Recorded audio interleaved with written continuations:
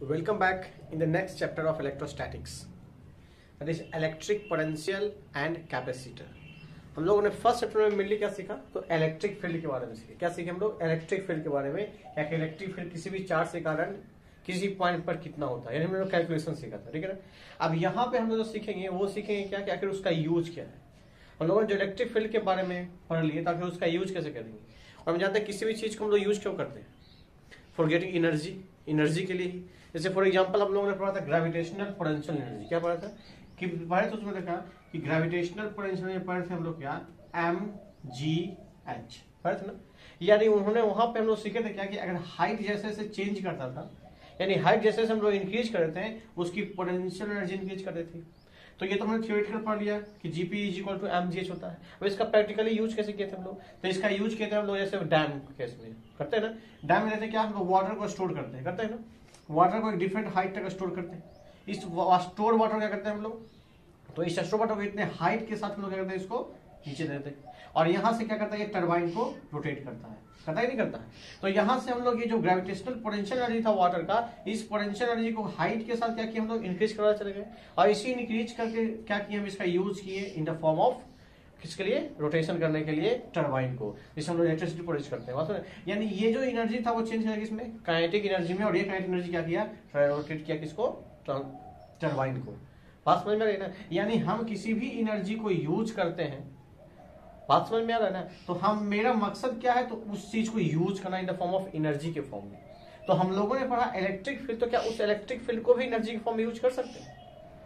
तो देखते हैं क्या है। तो हम लोगों ने देखा क्या कि जैसे ही क्यू चार्ज को हम यहाँ पे रखें, इस क्यू चार्ज हमने कोई स्मॉल क्यू चार्ज लेकर आए, तो नॉर्मल सी बात है देखना कि यहाँ पे प्लस प्लस में क्या होगा, रिपल्सन होगा। अगर रिपल्सन होगा तो ये चार्ज बाहर की ओर मूव करेगा। अगर ये बाहर की ओर, मतलब इसके अंदर क्या आ गया, काइनेटिक एनर्जी आ गया। यानी इस चार्ज के प्रेजेंस के कारण यहाँ पर इस चार्ज में क्या आ गया, वेलोसिटी आ गया, मतलब काइनेटिक एनर्जी आ गया। यानी कोई ना कोई एनर्जी है इसके पास, है कि नहीं है। अब इस चार्ज को हम मान थोड़ा सा और अंदर शिफ्ट करते हैं। अगर हम और अंदर शिफ्ट करेंगे तो अब क्या होगा, इस पे फोर्स क्या करेगा, इंक्रीज कर जाएगा। क्योंकि हम जानते हैं कि डिस्टेंस जैसे जैसे डिक्रीज करेगा चार्ज के बीच का, वैसे इलेक्ट्रोस्टैटिक फोर्स इंक्रीज करता है। जब फोर्स इंक्रीज करेगा तो इस बार भी ये वेलोसिटी से मूव करेगा, पर कुछ ज्यादा भी मूव करेगा। फिर पोजीशन चेंज करके और अंदर लेके आते हैं, तो यहां से जब चार्ज को देखेंगे तो कुछ और वेलोसिटी मूव करेगा। यानी जैसे जैसे पोजीशन चेंज कर रहे हैं, वैसे वैसे इसकी काइनेटिक एनर्जी, जिस वेलोसिटी से वो वहां से मूव कर रहा है, उसकी वेलोसिटी क्या कर रही है, बढ़ रही है। इसका मतलब कि जैसे जैसे पोजीशन चेंज कर रहे हैं, तो इन दोनों के कारण आपस का जो एनर्जी है उसकी वैल्यू क्या कर रहा है, इंक्रीज कर रहा है। और energy possesses due to its position, और इसी पोजीशन के कारण बोलते हैं उसको हम लोग पोटेंशियल एनर्जी। क्या बोलते हैं उसको हम लोग, पोटेंशियल एनर्जी। तो ये energy due to storing of water के कारण, हाइट के कारण अटेन हुआ था, इसे नाम रखा गया क्या, ग्रेविटेशनल पोटेंशियल एनर्जी। और यहां पर जो एनर्जी स्टोर है due to configuration of charge के कारण, इसलिए इस पोटेंशियल एनर्जी का नाम क्या दे दिया गया, इलेक्ट्रिक पोटेंशियल एनर्जी। यानी चार्ज अगर डिफरेंट कॉम्बिनेशन में रखा हुआ हो, यानी किसी कॉन्फिगरेशन में रखा हुआ हो, तो उसके पास एक एनर्जी होती है, उसको क्या बोलते हैं हम लोग, इलेक्ट्रोस्टैटिक पोटेंशियल एनर्जी। बात समझ में आ रही है ना। तो कोई भी चार्ज किसी कॉन्फिगरेशन में रखा हो, तो हम क्या ले सकते हैं वहां से एनर्जी, और उस एनर्जी का हम लोग यूज कर सकते हैं। बात समझ में आ रही है ना। तो हमें यहाँ मेनली सीखना क्या है, तो चार्ज के कारण जो हम लोग फील्ड पढ़े थे, जो फोर्स पढ़े थे, उस फोर्स का यूज कैसे करते हैं in the form of energy के फॉर्म में, इसी के बारे में हम लोग सीखेंगे यहाँ पर क्या, इलेक्ट्रोस्टैटिक पोटेंशियल एनर्जी। बात समझ में आ रही है। और अब हम क्या देख रहे हैं कि अगर जैसे जैसे पोजिशन चेंज कर रहे हैं, हर पॉइंट की अपनी एक वेलोसिटी आ रही है, एक अपना एनर्जी आ रहा है। इसका मतलब इस चार्ज के पास हर एक पोजीशन की अपनी एक क्षमता होगी, एक पोटेंशियल होगी नहीं होगी। और इसी हर एक पॉइंट को हम लोग बोलते हैं इलेक्ट्रिक पोटेंशियल। क्या बोलते हैं, इलेक्ट्रिक पोटेंशियल। यानी चार्ज के एक्स डिस्टेंस पर हर एक पॉइंट की अपनी क्या होगी, एक पोटेंशियल होगी, जिसको हम लोग बोलेंगे इलेक्ट्रिक पोटेंशियल। और हर इलेक्ट्रिक पोटेंशियल पर कोई ना कोई एनर्जी होगा, जिसको हम बोलेंगे इलेक्ट्रोस्टैटिक पोटेंशियल एनर्जी।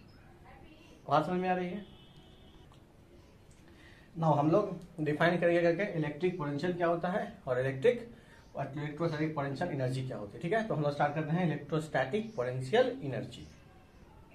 चलिए जानते हैं हम लोग इलेक्ट्रोस्टैटिक पोटेंशियल एनर्जी के बारे में। ठीक है, चलिए हम लोगों ने क्या कहा, अभी हम लोग सीखा क्या कि कोई भी चार्ज पार्टिकल के कॉन्फ़िगरेशन में कोई एक दूसरा चार्ज पार्टिकल हम यहाँ रखते हैं, तो क्या दोनों के बीच एक एनर्जी हुआ था, इसको बोलते हैं हम लोग इलेक्ट्रोस्टैटिक पोटेंशियल एनर्जी। अब ये इलेक्ट्रोस्टैटिक पोटेंशियल एनर्जी कितना होगा, कैसे कैलकुलेट करेंगे, हम कैसे डिफाइन करेंगे, तो इसके लिए हम लोग करते क्या है, तो इसके लिए हमको ये मानना है कि ये क्यू चार्ज जो रखा हुआ है ये अपने आसपास तो इलेक्ट्रिक प्रोड्यूस करेगा, हम लोग पढ़ चुके हैं कि कोई भी चार्ज पार्टिकल अपने चारों ओर क्या प्रोड्यूस करता है, इलेक्ट्रिक फील्ड प्रोड्यूस करता है। अब ये इलेक्ट्रिक फील्ड प्रोड्यूस करता है तो हम जानते हैं जैसे जैसे डिस्टेंस आगे हम बढ़ते चले जाएंगे इलेक्ट्रिक फील्ड की वैल्यू क्या करेगा, डिक्रीज करेगा। तो मान लीजिए ये हमारा इनफाइनाइट पोजीशन है, अगर ये हमारा पोजीशन इनफाइनाइट है तो यहाँ पर फील्ड का इफेक्ट लगभग जीरो होगा, तो लगभग जीरो होगा, तो यहाँ पर हम लोग मानते हैं पोटेंशियल एनर्जी लगभग कितना, जीरो। क्यों, क्योंकि फील्ड का कोई इफेक्ट है नहीं, इसलिए इलेक्ट्रोस्टैटिक पोटेंशियल को लगभग हम जीरो मान सकते हैं। यहाँ की पोटेंशियल भी क्या मान सकते हैं हम लोग, जीरो। अब हम कहते क्या कि इस इनफाइनाइट पोजीशन पर एक चार्ज रखा हुआ है हमारे पास, क्यू चार्ज रखा हुआ है, स्मॉल चार्ज, ठीक है ना। अब है ना, अगर हमें इलेक्ट्रोस्टैटिक पोटेंशियल चाहिए तो इस चार्ज को यहां से उठकर कहीं ना कहीं यहाँ पे आना पड़ेगा, यानी कि इस चार्ज को यहां पर लाएंगे तो दोनों के बीच में कॉन्फ़िगरेशन बनेगा और इसी कॉन्फ़िगरेशन कारण क्या होगी, पोटेंशियल एनर्जी होगा। तो इस चार्ज को अगर हम यहां अंदर लाना चाहते हैं यानी इलेक्ट्रिक फील्ड में लाना चाहते हैं तो ये क्यू चार्ज तो इस फील्ड में आ नहीं सकता अपने से। क्यों नहीं आएगा, क्योंकि इसके पास ही प्लस चार्ज, इसके पास ही प्लस चार्ज है, और प्लस प्लस क्या होगा, रिपल्सन। अब जब रिपल्सन होगा तो ये चार्ज तो कभी अंदर नहीं आ पाएगा, यानी इस चार्ज को हमें अंदर लाने के लिए हमें क्या करना पड़ेगा, वर्क करना पड़ेगा। और जानते हैं कि जहां जहां वर्क करते हैं वहां पर क्या होती है, एनर्जी के फॉर्म में चीजें स्टोर हो जाती है। हम लोग ग्रेविटेशनल पोटेंशियल में पढ़े थे हम लोग कि जैसे जैसे बॉडी को हम ऊपर की ओर शिफ्ट कर रहे थे इसकी पोटेंशियल एनर्जी क्या हो रही थी, इंक्रीज कर रही थी, यानी हमारे जो वर्क डन हो रहा था वो इसके पोटेंशियल एनर्जी के फॉर्म में स्टोर हो रहा था। यानी अगर हम एनर्जी निकालना चाहते हैं तो हम ऐसा करते हैं कि इस क्यू चार्ज को उठाकर यहाँ लेकर आते हैं, और यहाँ लेकर आएंगे तो हमें कुछ ना कुछ तो वर्क करना पड़ेगा। बात समझ में आ रही है। अब यहाँ वर्क करना पड़ेगा हमको यहाँ लाने के लिए, तो आखिर हम वर्क कितना करें, बात समझ में आ रही है ना। तो हमें वर्क कैलकुलेट करना है, तो ध्यान देना कि अगर इलेक्ट्रोस्टैटिक पोटेंशियल हमें निकालना है तो वर्क डन की अगर बात करें तो वर्क का फॉर्मूला क्या होता है हमारे पास, तो work done is equal to होता है force into displacement, that is FS cos theta होता है ना। यानी कि फोर्स और डिस्प्लेसमेंट यानी एफएस कॉस थीटा को हम कैलकुलेट करें तो हम वर्क निकाल सकते हैं। अब वर्क डन जो होता है वो डिपेंड ऑन फोर्स, किस पे होता है, फोर्स पर। अगर हम अपना फोर्स कैलकुलेट कर रहे हैं, अपने फोर्स के वैल्यू पुट करें तो वर्क डन हमारा होगा, और अगर हम वर्क डन फोर्स रख रहे हैं इलेक्ट्रोस्टैटिक फोर्स तो वर्क डन इलेक्ट्रोस्टैटिक फोर्स का होगा। बात समझ में आ रही है ना। और हमें यहाँ कैलकुलेट क्या करना है, तो हमें कैलकुलेट करना है इलेक्ट्रोस्टैटिक फोर्स का वर्क डन, नहीं करना ना, लेकिन हम चार्ज को अपने फोर्स के साथ ले जा रहे हैं। तो आखिर हम कितना फोर्स लगाएं, यानी हम कितना वर्क करें कि वही वर्क डन किसका हो जाए, इस चार्ज का, इलेक्ट्रोस्टैटिक का हो जाए। तो इसके लिए हम भी उतना ही फोर्स लगाएंगे जितना फोर्स ये चार्ज लगा रहा है। क्या लगा रहा है, ये चार्ज लगा रहा है। अब ये कैसे पता चलेगा हमें, तो तब पता चलेगा जब इस चार्ज को हम कांस्टेंट वेलोसिटी से मूव करवाएंगे, यानी इस तरह से इसको हम अंदर की ओर शिफ्ट करेंगे कि इसमें कोई एक्सेलरेशन नहीं हो, मतलब विदाउट एक्सेलरेशन के साथ इस चार्ज को हम अंदर की ओर शिफ्ट करेंगे तो यहां पर जब विदाउट एक्सेलरेशन मतलब नेट फोर्स जीरो, और नेट फोर्स जीरो इसका मतलब हम जो फोर्स लगा रहे हैं वही फोर्स कौन लगा रहा है, ये इलेक्ट्रोस्टैटिक फोर्स लगा रहा है। इसलिए जब भी चार्ज को हम मूव करवाएंगे infinite to a point inside electric field तो हमेशा उसको विदाउट एक्सेलरेशन मूव कराएंगे, ताकि अगर विदाउट एक्सेलरेशन होगा तो हम जो फोर्स लगा रहे होंगे वही फोर्स इलेक्ट्रोस्टैटिक भी लगा रहा होगा, तभी एक्सेलरेशन जीरो हो सकता है, और उस केस में हमारा जो वर्क डन होगा वही वर्क डन किसका हो सकता है, इलेक्ट्रोस्टैटिक फोर्स का हो सकता है। इसलिए इस क्यू चार्ज को हम लोग इनफाइनाइट से इनसाइड द इलेक्ट्रिक फील्ड लाने के लिए जो भी वर्क करेंगे उसी वर्क को हम क्या बोलेंगे, इलेक्ट्रोस्टैटिक पोटेंशियल एनर्जी। यानी ये क्यू चार्ज अब आ गया कहां पर, इस पॉइंट पे पहुंचे, तो यहां से यहां लाने के लिए हमें कुछ ना कुछ तो वर्क डन करना पड़ा होगा, तो इसी वर्क डन को हम लोग बोलते हैं पोटेंशियल एनर्जी। बात समझ में आ रही है। तो what is definition, the amount of work done in moving a charge particle without acceleration. जरूरी है, क्यों, अगर विदाउट एक्सेलरेशन नहीं होगा तो दोनों के बीच का फोर्स बराबर नहीं होगा और दोनों का वर्क सेम नहीं होगा, वर्क सेम नहीं होगा तो हमारे द्वारा जो वर्क डन निकाला गया है वो एक्सटर्नल हो जाएगा और ये हो जाएगा इलेक्ट्रोस्टैटिक फोर्स, दोनों डिफरेंट हो जाएंगे, तो हम दोनों को इक्वेट नहीं कर सकते हैं और दोनों को इक्वल भी नहीं ले सकते हैं। इसीलिए हमेशा without acceleration from infinite to a point inside the electric field is called electrostatic potential energy. तो अब इस चार्ज को हम लोग को अंदर शिफ्ट करने के लिए फोर्स लगाना पड़ा बाहर से, कौन सा फोर्स, एक्सटर्नल फोर्स। अगर एक्सटर्नल फोर्स लगा रहे हैं तो देखना वर्क डन अगर हमको निकालना हो तो फॉर्मूला क्या होता है, फोर्स इनटू डिस्प्लेसमेंट, तो एफ एक्सटर्नल फोर्स लगा अंदर की ओर, क्या डिस्प्लेसमेंट भी अंदर की ओर हो रहा है? हो रहा है कि नहीं हो रहा है? अगर डिस्प्लेसमेंट भी अंदर की ओर हो रहा है तो इसका मतलब एंगल कितना हो जाएगा? थीटा 0, यानी cos 0 डिग्री, यानी वर्क डन कितना हो गया हमारे पास? F external dx। कोई दिक्कत नहीं ना? कहां से कहां? तो इनफाइनाइट से किसी भी पॉइंट पर ले लो, P पॉइंट ले लो। कौन सा पॉइंट है ये? P point. यानी इनफाइनाइट से P पॉइंट बनाने के लिए work done equal to F external नहीं तो dx हो गया। अगर बात करें हम वर्क डन विदाउट एक्सेलरेशन जा रहा है, इसका मतलब जो फोर्स हम लगा रहे हैं वही फोर्स इलेक्ट्रोस्टैटिक फोर्स भी लगा रहा होगा। तो अगर इलेक्ट्रोस्टैटिक के केस में वर्क डन निकालना पड़े तो बताइए, तो वहां पे भी सेम केस, फोर्स कैसा? Electrostatic force. बात समझ में आ रही है? डिस्प्लेसमेंट कितना होगा? सेम dx ही होगा। पर अगर हम थीटा की बात करें तो एक्सटर्नल फोर्स बोले तो इलेक्ट्रोस्टैटिक फोर्स कहां लगा रहा है? फोर्स इलेक्ट्रोस्टैटिक फोर्स हमेशा इस डायरेक्शन में लगेगा यहाँ पर, क्योंकि प्लस से दूर लगता है, इसको रिपेयर करने की कोशिश करेगा तो इलेक्ट्रोस्टैटिक फोर्स इधर लग रहा है, पर डिस्प्लेसमेंट कहाँ हो रहा है? इन साइड हो रहा है। तो थीटा कितना यहाँ पर? 180 डिग्री, और थीटा 180 का वैल्यू कितना होता है? cos 180 का वैल्यू -1, तो ये हो जाएगा माइनस। इसका मतलब जो वर्क डन हो रहा है हमारे पास वो हो रहा है, अगर एफ एक्सटर्नल की केस में बात करें तो एफ एक्सटर्नल dx, और अगर इलेक्ट्रोस्टैटिक फोर्स की बात करें तो माइनस एफ ई dx। बातें समझ में आ रही है? तो यही हुआ हमारा वर्क डन, और इसी वर्क को क्या बोलते हैं हम लोग? Potential energy. बात समझ में आ रही है? तो what is potential energy? The amount of work done in moving a charge particle from infinity to a point inside the electric field is called electrostatic potential energy। और वर्क डन का formula कितना हो जाएगा हमारे पास? F external into dx। अब इसी F external को अगर हम लोग कैलकुलेट कर लें इलेक्ट्रोस्टैटिक फोर्स की तुलना में तो ये हो जाएगा माइनस एफ ई dx। अब ये माइनस क्यों हो गया समझ में आ रहा होगा? क्योंकि डिस्प्लेसमेंट ऑफ फोर्स के भी डायरेक्शन क्या है? जस्ट अपोजिट है, इसलिए माइनस एफ ई dx हो गया। ठीक है, now we will discuss about the electric potential. अभी हम लोग सीखा क्या? Electrostatic potential energy. ठीक है ना?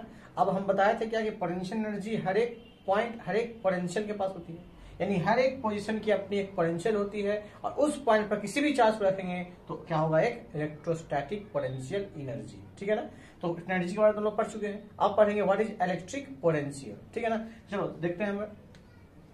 तो सेम सिमिलरली देखें तो यहाँ क्यू चार्ज रखा हुआ था, जैसे हम लोग इलेक्ट्रिक पोटेंशियल एनर्जी डिफाइन किए थे, सेम सिमिलरली उसी ढंग से हम लोग इलेक्ट्रिक पोटेंशियल को भी डिफाइन करेंगे। कैसे करेंगे? तो एक क्यू चार्ज था हमारे पास, था ना? चलो ये चार्ज पार्टिकल था, मान लीजिए एक इनफाइनाइट पोजीशन है। कैसा पोजीशन? इनफाइनाइट। तो जानते हैं अगर पोजीशन इनफाइनाइट है तो यहाँ पर इलेक्ट्रिक फील्ड का इफेक्ट लगभग 0 होगा। जब इलेक्ट्रिक फील्ड का इफेक्ट लगभग 0 होगा तो वहां पर इलेक्ट्रिक पोटेंशियल भी लगभग क्या मानते हैं इसको? 0। बात समझ में गया? अब एक चार्ज पार्टिकल इनफाइनाइट पे रखा हुआ है। ठीक है ना? अब इसी चार्ज पार्टिकल को अगर हम लेकर आना चाहते हैं कहां? Inside the electric field. करना चाहते हैं हम लोग इनसाइड द इलेक्ट्रिक फील्ड। तो किसी भी चार्ज को अगर इनसाइड इलेक्ट्रिक फील्ड लाना चाहेंगे तो ये ऑटोमेटिक तो आएगा नहीं, क्या करना पड़ेगा? इसको इस वहां पर हमको वर्क करना पड़ेगा। क्या करना पड़ेगा? वर्क करना पड़ेगा, और ये चार्ज पार्टिकल पर हम क्या करेंगे? वर्क करेंगे, ताकि ये चार्ज कहां आ जाए? अंदर आ जाए। क्योंकि जैसे ही चार्ज को हम अंदर लाने की कोशिश करेंगे तो ये क्यू चार्ज क्या करेगा? इसको रिपेल करने की कोशिश करेगा। जब रिपेयर करेगा तो हमें क्या लगाना पड़ेगा? एक एक्सटर्नल फोर्स लगाना पड़ेगा। अब एक्सटर्नल फोर्स लगाए तो कुछ ना कुछ तो वर्क करना पड़ेगा हमें यहाँ पे लाने के लिए, इस चार्ज को इनसाइड लाने के लिए। तो इनसाइड लाने के लिए जो हम अमाउंट ऑफ वर्क डन, जो भी हम वर्क करेंगे ऑन यूनिट चार्ज, किस पर? Unit charge. ध्यान देना इसमें, जब हम लोग इलेक्ट्रिक पोटेंशियल डिफाइन किए तो वहां पे यूनिट चार्ज नहीं आया, तो सिर्फ चार्ज। अब यहाँ पे क्या हुआ? यूनिट चार्ज को इनफाइनाइट से इनसाइड इलेक्ट्रिक फील्ड लाने के लिए जो वर्क करना पड़ेगा उसी वर्क को हम लोग बोलते हैं क्या? Electric potential. क्या बोलते हैं उसको? इलेक्ट्रिक पोटेंशियल, यानी amount of work done on unit charge. किस पर? यूनिट चार्ज पे, from infinite to a point inside electric field is called electric potential. तो अगर ध्यान रखें तो इलेक्ट्रिक पोटेंशियल को हम दिखाते किससे हैं? पोटेंशियल को दिखाते हैं V से। किसे दिखाते हैं? V से। अब है ना, तो V से दिखाते हैं, नोट करते हैं V से, और V का फॉर्मूला क्या जाएगा मेरे पास? तो amount of work done on unit charge, मतलब amount of work done in unit charge, मतलब W/Q। तो हमारे पास V इज इक्वल टू क्या हो गया? W/Q। ये हो गया इलेक्ट्रोस्टैटिक एनर्जी, इलेक्ट्रिक पोटेंशियल का। V इक्वल टू क्या हो गया हमारे पास? W/Q हो गया। ठीक है ना? चलो अगर हम बात करें इसका यूनिट का, किसी बात करें हम लोग यूनिट की, देखना ध्यान से, V को W/Q, W क्या बोलते हैं हम लोग? तो W का यूनिट क्या होता है? जूल, एंड चार्ज का कूलम, जूल पर कूलम, और इसी जूल पर कूलम का नाम दिया गया क्या, वोल्ट। क्या नाम दिया गया, वोल्ट, यानी SI unit of volt, SI electric potential क्या हो गया हमारे पास, वोल्ट हो गया। बात समझ में आ रही है यहाँ तक, कोई दिक्कत नहीं ना। चलो यूनिट कितना हो गया, वोल्ट जूल पर कूलम। चलो इलेक्ट्रिक पोटेंशियल एक्चुअली है क्या, अमाउंट ऑफ वर्क डन है, क्या है, वर्क डन है, इसलिए ये कैसी क्वांटिटी होती है, तो ये होता है स्केलर क्वांटिटी। क्या होता है, स्केलर क्वांटिटी। अगर ये स्केलर क्वांटिटी है तो इसके लिए कोई वेक्टर रूल का यूज करने की जरूरत नहीं है, यानी कहीं भी दिया हो रहा है डिफरेंट पोटेंशियल तो उसको डायरेक्टली ऐड और सब्ट्रैक्ट कर सकते हैं, क्योंकि ये कैसी क्वांटिटी है, स्केलर क्वांटिटी है। बात समझ में आ रहा है। अगर स्केलर क्वांटिटी है तो ध्यान देना, यहाँ पे फॉर्मूले में याद रखना कि V is equal to K Q, V का जो फॉर्मूला वहां पे आएगा वहां पर दिखाया क्या, चार्ज दिखाएगा विथ साइन के साथ। जब हम निकालेंगे पॉइंट चार्ज का इलेक्ट्रिक पोटेंशियल का फॉर्मूला, तो वहां पर Q की जो वैल्यू आएगी वो विथ साइन लिखाएगा, प्लस Q तो प्लस Q और माइनस है तो माइनस Q, क्योंकि ये वेक्टर क्वांटिटी नहीं है। बात समझ में आ रहा है, ये स्केलर है, इसीलिए इसकी value according to charge, nature of charge पर डिपेंड करेगा। बात समझ में आ रहा है ना। तो ये हो गया हमारा electric potential V is equal to W/Q, unit क्या हो गया, जूल पर कूलम। बात समझ में आ रही है, कैसी क्वांटिटी है, स्केलर क्वांटिटी है। ठीक है, चलिए यहाँ पर नेक्स्ट टर्म और आता है इलेक्ट्रिक पोटेंशियल डिफरेंस आता है एक टर्म। क्या था, डिफरेंस। अब डिफरेंस समझ में आ रहा है, डिफरेंस होता क्या होता है, फाइनल माइनस इनिशियल। यानी अगर हमको इलेक्ट्रिक पोटेंशियल डिफरेंस कैलकुलेट करना हो तो हम करेंगे क्या, तो कुछ नहीं, हम लोग क्या करेंगे, किसी एक पॉइंट का पोटेंशियल लेंगे और दूसरे पॉइंट का पोटेंशियल निकालेंगे और दोनों पोटेंशियल कर देंगे सब्ट्रैक्ट कर देंगे, तो क्या निकल जाएगा हमारा इलेक्ट्रोस्टैटिक पोटेंशियल डिफरेंस। डिफाइन कैसे करेंगे हम लोग, तो ध्यान देना, इलेक्ट्रोस्टैटिक पोटेंशियल डिफरेंस में मान लो ए पॉइंट ए है और पॉइंट बी है ना। तो अगर ध्यान दें हमको यहाँ निकालना इलेक्ट्रोस्टैटिक पोटेंशियल डिफरेंस कैलकुलेट करना है या डिफाइन करना है, तो ध्यान देना, जब इलेक्ट्रिक पोटेंशियल डिफाइन कर रहे थे हम लोग, तो हम लोग इनफाइनाइट से किसी पॉइंट पे चार्ज ला रहे थे, उसके कारण जो वर्क हुआ था उसको बोलते हैं इलेक्ट्रिक पोटेंशियल। अब यहाँ इलेक्ट्रिक पोटेंशियल डिफरेंस निकालना है ए एंड बी के बीच का, तो यहाँ पे कैसे डिफाइन करेंगे, तो amount of work done in moving a charge from a point B to A inside electric. दोनों पॉइंट कहां, इन साइड इलेक्ट्रिक फील्ड है, और इन दोनों के बीच का एक पॉइंट से दूसरे पॉइंट जाने के लिए जो वर्क डन करना पड़ेगा उसी वर्क को क्या बोलेंगे हम लोग, इलेक्ट्रिक पोटेंशियल डिफरेंस। तो करना कुछ भी नहीं है, डिफरेंशियल में सिर्फ इतना ही डिफरेंस आएगा कि एक इनफाइनाइट से आएगा तो इलेक्ट्रिक पोटेंशियल, और इन साइड इलेक्ट्रिक फील्ड से ही एक पॉइंट से दूसरे पॉइंट में जाएंगे तो जो वर्क होगा उसको बोलेंगे इलेक्ट्रोस्टैटिक पोटेंशियल डिफरेंस। क्या बोलेंगे, इलेक्ट्रोस्टैटिक पोटेंशियल डिफरेंस। और हमारे फिजिक्स में electrostatic potential difference is more important than electric potential, क्योंकि इलेक्ट्रोस्टैटिक पोटेंशियल जो है वो माना हुआ चीज है, इनफाइनाइट फ्रॉम जीरो मान के चल रहे हैं, एकदम से इसको वर्क में कैलकुलेट कर रहे हैं। बात समझ में आ रही है ना। तो याद रखना, हमारे इलेक्ट्रोस्टैटिक पोटेंशियल डिफरेंस है वो मोर इंपॉर्टेंट है, हर जगह पे मेनली पोटेंशियल डिफरेंस ही पूछा जाता है। बात समझ में आ रही है, तो electrostatic potential difference is more important than electric potential. बात समझ में आ रही है। तो ये कैसी क्वांटिटी हो गई है, स्केलर क्वांटिटी हो गया, जिसका यूनिट क्या होता है, वोल्ट होता है। बात समझ में आ रहा है। अब हम नेक्स्ट टॉपिक पढ़ेंगे क्या, कि जो इलेक्ट्रिक पोटेंशियल पढ़े हम लोग general formula V is equal to W/Q, जिस तरह से इलेक्ट्रिक फील्ड में पढ़े थे हम लोग general formula E is equal to F/Q, पढ़े थे नहीं पढ़े थे, यहाँ पे आया W/Q। बात समझ में आ रही है। अब हमने उसके बाद पढ़ा था कि इलेक्ट्रिक फील्ड में कि आखिर पॉइंट चार्ज के कारण किसी डिस्टेंस पर इलेक्ट्रिक पोटेंशियल फील्ड कितना होता है। अब यहाँ पर हम लोग यही चीज सेम चाहिए कि कोई भी क्यू चार्ज रखा हुआ हो तो x डिस्टेंस पर r डिस्टेंस पर इलेक्ट्रिक पोटेंशियल की वैल्यू कितनी होगी। तो नेक्स्ट टॉपिक हमारा क्या होगा, electric potential due two point charge.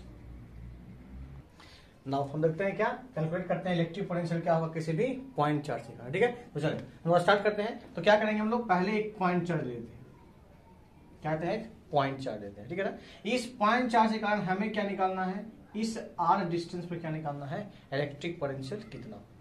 चलो इसको सीखने के लिए सबसे पहले ये ध्यान देना कि इलेक्ट्रिक पोटेंशियल एक्चुअली होता क्या है। तो हमने सीखा था कि व्हाट इज इलेक्ट्रिक पोटेंशियल। तो electric potential is actually amount of work done, किस पर, एक यूनिट चार्ज पे किया गया वर्क डन ही बोलते हैं हम लोग इलेक्ट्रिक पोटेंशियल करते हैं। तो हम क्या करेंगे, इलेक्ट्रिक पोटेंशियल किसी पॉइंट चार्ज के कारण निकालना हो तो हमें क्या करना पड़ेगा, वर्क डन करना पड़ेगा अगेंस्ट दिस पॉइंट चार्ज। तो वही वर्क डन में अगर हम चार्ज से डिवाइड कर दें यूनिट चार्ज से तो हम क्या निकाल सकते हैं, इलेक्ट्रिक पोटेंशियल निकाल सकते हैं। तो हम क्या करेंगे, एक क्यू चार्ज लेंगे अपने मन से, कहां लेंगे, क्यू चार्ज। कहां लेते हैं, हमेशा इनफाइनाइट पे लेते हैं। तो हमने क्या किया, इनफाइनाइट पे एक चार्ज लिया। अब इस चार्ज को कहां करना है, सिर्फ हमको इनसाइड इलेक्ट्रिक फील्ड। क्या करना है, inside electric field. Inside electric field लाने के लिए, यहां से यहां पर लाने के लिए जो हमको वर्क डन लगेगा उसी वर्क डन को बोलेंगे हम लोग इलेक्ट्रिक पोटेंशियल। एक्चुअली हमें क्या निकालना है, यहाँ पर वर्क डन निकालना है। चलिए अब वर्क डन की हम बात करें तो वर्क डन का फॉर्मूला क्या होता है हमारे पास, तो एफ एस कॉस थीटा पढ़ चुके हम लोग, एफ एस कॉस थीटा। चलो अब वर्क डन की बात करें हम लोग, तो वर्क डन में सबसे मोस्ट इंपॉर्टेंट ये है कि वर्क डन में फोर्स क्या होना चाहिए, हमेशा कांस्टेंट होना चाहिए। अगर में फोर्स कांस्टेंट है तो हम F into S cos theta करके हम डायरेक्टली फॉर्मूला सोल्व कर लेते हैं, ठीक है। लेकिन हम लोग अगर ये फोर्स कांस्टेंट नहीं रहा तो हम बताएं जब भी चीजें कांस्टेंट नहीं है फिर भी फोर्स को यूज करना एज ए कांस्टेंट की तरह, तो हमें हमेशा क्या यूज करना पड़ेगा, तो हमें यूज करना पड़ेगा हमेशा कॉम्प्लेक्स मैथमेटिक्स विच कॉल्ड डिफरेंशिएशन या फिर इंटीग्रेशन। तो इस formula mainly in the form of multiplication के फॉर्म में है। जब ये फॉर्मूला मल्टीप्लिकेशन के फॉर्म में है तो यहां मेनली क्या यूज होगा, इंटीग्रेशन। पर कब, जब ये फोर्स कांस्टेंट ना हो तब। तो सबसे पहले हम तो ये चेक करेंगे कि जब हम चार्ज को अंदर की ओर शिफ्ट करेंगे आर पोजीशन पर लाने के लिए, तो ये जो वर्क डन हो रहा है उसमें जो फोर्स लग रहा है वो फोर्स कांस्टेंट है या नहीं है। अगर कांस्टेंट है तो हमें कोई मतलब नहीं है, directly F into S cos theta solve कर देंगे। लेकिन अगर फोर्स कांस्टेंट नहीं रहा, वेरिएबल है वह, तो हमें यूज करना पड़ेगा डिफरेंशिएशन या फिर इंटीग्रेशन, और इस केस में क्या यूज होगा हमारा, इंटीग्रेशन। तो चेक करते हैं हम लोग, क्यू चार्ज को मान लो अंदर की ओर शिफ्ट कर, जैसे ही हम यहां लेकर आएंगे इन द डिस्टेंस, कुछ ना कुछ तो होगा। जब डिस्टेंस कुछ होगा तो यहां पे फोर्स भी लगेगा। कौन सा फोर्स, इलेक्ट्रोस्टैटिक फोर्स, या हमें अंदर लाने के लिए फोर्स लगाना पड़ेगा, एक्सटर्नल फोर्स। और जैसे ही अंदर लेकर आएंगे तो डिस्टेंस और डिक्रीज करेगा, इलेक्ट्रोस्टैटिक फोर्स को और रिपेल करने की कोशिश करेगा। जब और रिपेल करने की कोशिश करेगा तो हमें और ग्रेटर फोर्स अप्लाई करना पड़ेगा। और शिफ्ट करेंगे हम अंदर की ओर तो क्या होगा, जब अंदर की ओर शिफ्ट करने की कोशिश करेंगे तो फिर से इंक्रीज कर जाएगा इलेक्ट्रोस्टैटिक फोर्स, रिपल्सन और बढ़ जाएगा, और शिफ्ट करेंगे और बढ़ेगा। यानी जैसे जैसे हम इनसाइड द इलेक्ट्रिक फील्ड आ रहे हैं, चार्ज की ओर नजदीक अप्रोच कर रहे हैं, वैसे वैसे इलेक्ट्रोस्टैटिक फोर्स की वैल्यू बढ़ रही है, तो हमें एक्सटर्नल फोर्स भी क्या करना पड़ेगा, बढ़ाना पड़ेगा। यानी कांस्टेंट फोर्स से यहाँ बॉडी अंदर नहीं जा रहा है, यानी फोर्स यहाँ पे कैसा है, वेरिएबल है। और अगर फोर्स वेरिएबल है तो हमें यूज करना पड़ेगा इंटीग्रेशन। यानी यहाँ पे जो वर्क डन निकलेगा वो हमेशा किससे निकलेगा, इंटीग्रेशन से निकलेगा। इतनी बात क्लियर हो रही, इंटीग्रेशन क्यों हो रहा है, समझ में आ रहा है बात। चलो नेक्स्ट, अब ध्यान देना, अगर इंटीग्रेशन से होगा तो इंटीग्रेशन कैसे करते हैं हम लोग, तो हम लोग क्या करते हैं, एक छोटा सा पॉइंट अपने मन से मानते हैं और उसको लेकर इनिशियल और फाइनल पोजीशन को देखते हुए क्या करते हैं हम लोग, इंटीग्रेट कर देते हैं। ठीक है, तो चलो हम लोग स्टार्ट करते हैं कि अपने मन से एक ऐसा पॉइंट ले लेते हैं यहाँ, ठीक है ना, इनिशियल एंड फाइनल पोजीशन के बीच में एक अपने मन से पॉइंट ले लिया। ये पॉइंट जो है वो इस चार्ज से मान लो x डिस्टेंस पे है, किस डिस्टेंस पे है, x डिस्टेंस पे रखा होगा, ठीक है ना। अब x डिस्टेंस पर है और मान लो कि डिस्प्लेसमेंट हो जो यहाँ पे है वो हमारा dx डिस्प्लेसमेंट हो। कितना डिस्प्लेसमेंट है, dx डिस्प्लेसमेंट। बात समझ में आ रही है, एक अपने मन से पॉइंट लिए हम, इस पॉइंट पे डिस्प्लेसमेंट कितना हुआ, dx, जो कि चार्ज से x डिस्टेंस पे रखा हो। अब तो डिस्प्लेसमेंट dx करने के लिए हमें कोई ना कोई तो वर्क करना पड़ेगा, यानी हमें कोई ना कोई फोर्स लगाना पड़ेगा। तो हम बाहर से कौन सा फोर्स लगा रहे हैं, दैट इज एक्सटर्नल फोर्स।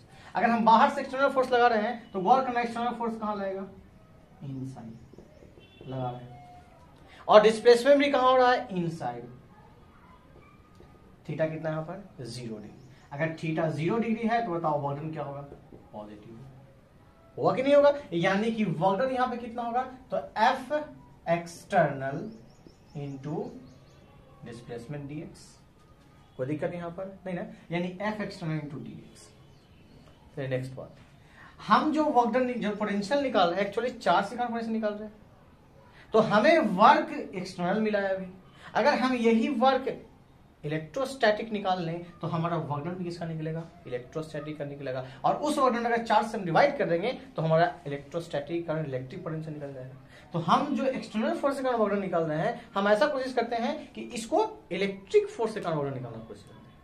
तो हम बताए थे डेफिनेशन में इलेक्ट्रिक पोटेंशियल में कि हम चार्ज को जब मूव करवाते हैं तो हमेशा कांस्टेंट वेलोसिटी से मूव करवाते हैं, यानी विदाउट एक्सेलरेशन। और ये कब संभव है, जब लगने वाला एक्सटर्नल फोर्स इलेक्ट्रोस्टैटिक फोर्स से क्या हो जाए, बराबर हो जाए। यानी कि यहां पर जब हम चार्ज को इनसाइड मूव कर रहे हैं तो विदाउट एक्सेलरेशन मूव कर रहे हैं, यानी charge is moving without acceleration, charge is moving without acceleration. अगर विदाउट एक्सेलरेशन ले जा रहे हैं, इसका मतलब क्या हुआ कि एफ एक्सटर्नल जो होगा हमारे पास वो होगा एफ इलेक्ट्रोस्टैटिक फोर्स के बराबर होगा। अगर इलेक्ट्रोस्टैटिक फोर्स के बराबर होगा तो हम यहां पे वर्क डन निकाल सकते हैं, लिख सकते हैं क्या, एफ इलेक्ट्रोस्टैटिक। डिस्प्लेसमेंट कितना है, dx। यहां तक समझ में आ रही बात है? चलो एक्सटर्नल, अब एक्सटर्नल बात करें, इलेक्ट्रिक फोर्स की बात करें तो इलेक्ट्रिक फोर्स तो हमेशा इसको रिपेल करेगा कहां की ओर? बाहर की ओर। कहां की ओर? बाहर की ओर। लेकिन डिस्प्लेसमेंट कहां जा रहा है? चार्ज इनसाइड मूव कर। तो थीटा क्या दिख रहा है आपको यहाँ पर? 180 डिग्री। और थीटा 180 डिग्री तो वर्ग क्या होगा? हमेशा नेगेटिव होगा। जब नेगेटिव होगा तो ये फॉर्मूला क्या हो जाएगा? Minus FE dx। बात समझ में आ रही है? तो वर्गन क्या इलेक्ट्रोस्टैटिक के फॉर्म में कन्वर्ट हो गया? हो गया कि नहीं हो गया? जब इलेक्ट्रोस्टैटिक में कन्वर्ट हो गया तो मेरा वर्गन अब निकलेगा किसके कारण? इलेक्ट्रिक फोर्स के कारण निकलेगा। बात समझ में आ रही है ना? अब वर्गन माइनस FE dx आ चुका है हमारे पास। अब ये ध्यान देना, इस वर्कडन की बात करें हम तो ये जो वर्कडन है इसमें माइनस FE जो लिखा हुआ है तो ये फोर्स कितना लगेगा? ये दो चार्ज जब x डिस्टेंस पे रखा हुआ रहेगा तो हम लोगों ने इलेक्ट्रोस्टैटिक फोर्स से कूलम्ब्स लॉ के बारे में जानते हैं कि दो चार्ज अगर किसी डिस्टेंस पे रखा हुआ हो तो फॉर्मूला होता है k q1 q2 upon r square. तो यहां से k q का q small q upon r square कितने डिस्टेंस पे रखा हुआ है? अभी फिलहाल x डिस्टेंस पे, यानी x स्क्वायर इंटू dx। यहां तक कोई दिक्कत किसी को नहीं ना? चलो अब हम करते क्या है इंटीग्रेशन में? तो जो चीजें कांस्टेंट होती है उसको बाहर कर लेते हैं। k constant, q constant, q constant, x तो यहाँ पे क्या है? एज ए वेरिएबल है। तो हम क्या करेंगे? k q q और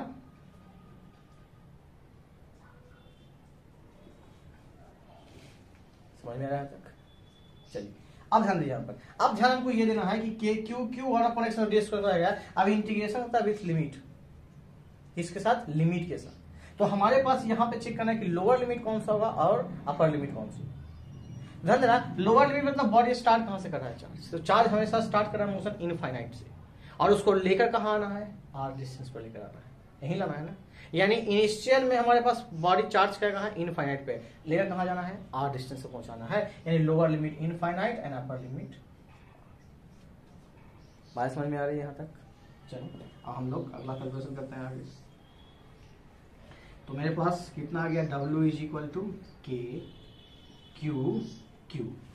समझ में आ गया तक? चलिए इंटीग्रेशन की अगर हम बात करें यहाँ पर तो इनफाइनाइट से r पर जाना है, 1 अपॉन एक्स स्क्वायर है ना। तो हम करते क्या है? पहले एक्स स्क्वायर को -2 कर लेते, क्या कि नीचे से पावर को ऊपर करें तो -2 हो जाएगा यहाँ पर, -2 dx। अब बताइए ध्यान से इंटीग्रेशन क्या होगा एक्स पावर -2 का? तो तरीका क्या होता है? कभी भी इंटीग्रेशन करना है एक्स के पावर n का इंटीग्रेशन निकालना है तो फॉर्मूला क्या होता है? तो पावर को 1 से बढ़ाएंगे और उसी पावर से डिवाइड कर देंगे। मतलब x का पावर n+1 और n+1 से ही डिवाइड करते हैं। पावर को बढ़ाएंगे और बड़े पावर से डिवाइड करते हैं। तो हमने किया क्या? Same k q q infinite से r डिस्टेंस पर और पावर को बढ़ा लो, -2 + 1 एंड -2 + 1। क्या इंटीग्रेशन हो चुका हमारे पास? तो डॉट साइन देने के मतलब इंटीग्रेशन हो चुका है हमारे पास क्या? Infinite to r। हो गया? चलिए सोल्व कर लो इसको हम लोग। तो सोल्व करें तो क्या आएगा हमारे पास? तो k q q और ये कितना जाएगा हमारे पास? तो यहाँ पे आपको मिल जाएगा क्या? x का power -1 upon -1 infinite to distance r। बात समझ में आ रही है यहाँ तक? कोई दिक्कत नहीं ना? तो ये हमारा हो गया इंटीग्रेशन यहाँ तक। ठीक है, अब इसके बाद क्या होता है? तो इसके बाद हम लोग जानते हैं करते क्या हम लोग। तो इसके बाद हम लोग करते हैं क्या? तो एक बार अपर लिमिट एंड दूसरी बार लोअर लिमिट और दोनों क्या करते हैं हम लोग? सब्ट्रैक्ट कर लेते हैं। तो कर देते हैं हम लोग सब्ट्रैक्ट। देखिए क्या हो जाएगा? W इज इक्वल टू हमारे पास तो k q q। इसको अगर हम लिखना चाहें तो इस तरह से लिख सकते हैं हम लोग, -1 अपॉन x लिख सकते हैं। -1 था नीचे लेके आ गए, बाकी -1 अपॉन x एंड यहाँ से हो गया हमारे पास इनफाइनाइट और r। वैल्यू पुट कीजिए, एक बार अपर लिमिट और एक बार लोअर लिमिट। देखें तो -1 upon upper limit r minus और -1 अपॉन लोअर लिमिट इनफाइनाइट। और देखिए क्या 1 अपॉन इनफाइनाइट को क्या 0 लिख सकते हैं हम लोग? लिख सकते हैं। देखिए क्या हो जाएगा हमारे पास? k q q यहाँ आ गया -1 अपॉन r बच गया हमारे पास। अब गौर कीजिए थोड़ा सा, देखिए यहाँ से वैल्यू क्या था हमारे पास? माइनस में था तो हर जगह माइनस छूटा हुआ है, माइनस माइनस माइनस माइनस और यहाँ पर भी क्या होगा? माइनस माइनस और ये माइनस और माइनस माइनस क्या हो जाएगा हमारे पास? प्लस हो जाएगा। तो यहाँ से W इज इक्वल टू हमारे पास फॉर्मूला आ गया k q q upon r। क्या वर्क डन निकल गया हमारे पास? और क्या वर्क डन ही एक्चुअली क्या होता है, पोटेंशियल एनर्जी। तो हम लोगों ने जो पोटेंशियल एनर्जी पहले पढ़ा था, अगर कभी क्वेश्चन पूछा जाए कि बताइए दो चार्ज के कारण इलेक्ट्रोस्टैटिक पोटेंशियल एनर्जी का डेरिवेशन क्या होगा, तो हम लोग इसी को कर सकते हैं यहां तक, तो हमारा क्या निकल जाएगा, पोटेंशियल एनर्जी का डेफिनेशन हो जाएगा। बात समझ में आ गई है। पर हमें यहाँ क्या निकालना है, इलेक्ट्रिक पोटेंशियल निकालना है। अब वर्क डन निकल चुका है तो हम तो जानते हैं जनरल फॉर्मूला, क्या पढ़ा जनरल फॉर्मूला, जनरल फॉर्मूला लोग पढ़ चुके हैं, किसके बारे में, इलेक्ट्रिक पोटेंशियल के बारे में क्या पढ़ चुके हैं, तो V is equal to W upon Q, पढ़े ना। अब V को डब्ल्यू अपॉन क्यू, डब्ल्यू का फॉर्मूला क्या है मेरे पास, तो K Q अपॉन R आया, और इसको क्या करते हैं हम लोग, डिवाइड कर देंगे, स्मॉल q से Q2 कैंसिल, तो V इज इक्वल टू क्या आ गया मेरे पास, K Q अपॉन R। तो ये हो गया हमारा इलेक्ट्रिक पोटेंशियल का formula, V is equal to K Q upon R. अगर हम बात करें इलेक्ट्रिक फील्ड का, तो इलेक्ट्रिक फील्ड का फॉर्मूला क्या आया था हमारे पास, आर डिस्टेंस पर, तो के क्यू अपॉन आर स्क्वायर, और यहाँ क्या आया, के क्यू अपॉन आर। तो ये था हमारा derivation electric potential due two point charge. तो करना कुछ भी नहीं है, बस याद रखना है डेफिनेशन, डेफिनेशन याद है हमारे पास, तो हम उसी डेफिनेशन को वर्क डन में कैलकुलेट करने की कोशिश करेंगे। उसको वर्क डन कैलकुलेट करने की कोशिश करेंगे, तो वर्क डन के बाद हम लोग सिर्फ चार्ज से डिवाइड कर देंगे, हमारा क्या निकल जाएगा, इलेक्ट्रिक पोटेंशियल। और वर्क डन में ध्यान वही देना है कि वर्क डन में वर्क जो फोर्स डिस्प्लेसमेंट होता है उसमें गौर करना है कि फोर्स कांस्टेंट है या वेरिएबल। अगर कांस्टेंट तो डायरेक्टली सोल्व कर लेते हैं चीजों को, लेकिन अगर वेरिएबल होता है तो हमें डिफरेंशिएशन या फिर इंटीग्रेशन, और वर्क डन में क्या होगा, हमेशा इंटीग्रेशन होगा। तो हम लोग क्या करेंगे, इंटीग्रेट करेंगे, और इंटीग्रेट करके यहाँ तक पहुंच जाएंगे। अगर डेरिवेशन पोटेंशियल एनर्जी का पूछा जाए तो यहाँ तक हम सोल्व करके छोड़ देंगे, यानी दो चार्ज का पोटेंशियल कितना हो गया हमारे पास, तो हो गया K Q1 Q2 upon R square, और पोटेंशियल कितना हो गया, के क्यू अपॉन आर। तो ये था हमारा इलेक्ट्रिक पोटेंशियल और इलेक्ट्रिक पोटेंशियल एनर्जी। बात समझ में आ गई। नेक्स्ट टॉपिक में हम लोग पढ़ेंगे electric potential due to dipole. बात समझ में आ गई।